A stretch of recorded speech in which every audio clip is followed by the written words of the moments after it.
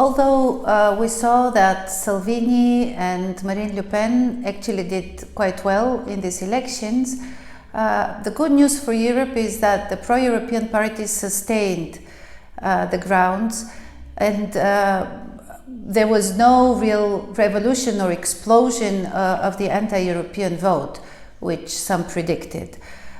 We saw, however, that the big parties, the mainstream parties, actually lost territory in many of the European countries, probably with the exception of the Central and Eastern European countries, where the traditional parties are still the main addressee for the voters.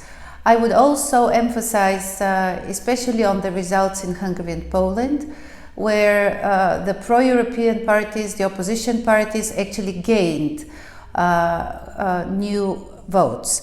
In terms of Bulgaria, the biggest challenge turned out to be the voter participation.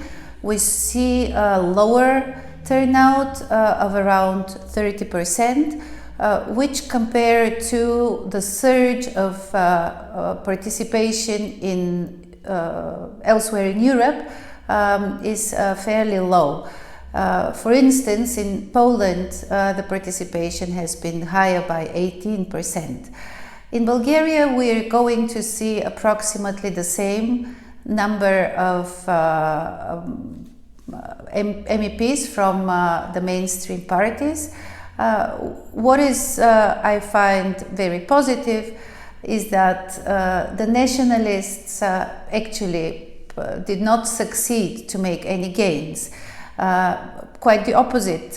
They had 2 MPs in the last parliament. Now they're going to have only 1. And this despite the fact that they're part of the ruling coalition and that they have been quite vocal in this campaign.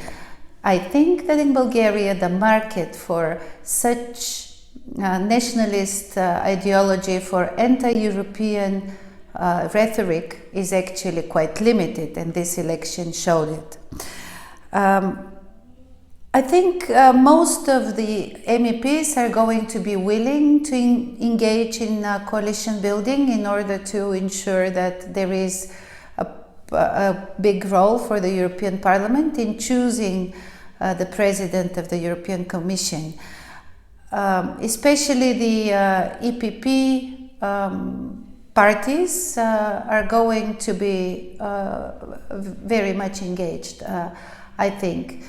There is slightly more ambiguity on the side of the Bulgarian Socialist Party, which has been quite controversial on some of the issues like the Istanbul Convention and other issues compared to the overall ideology of S&D. But to put a bottom line, I think the positive story in Bulgaria is that Bulgarian voters remain clearly pro-European. They're actually not going to reward anti-European sentiments, and this is a lesson that hopefully all the Bulgarian parties from the left and from the right are going to learn.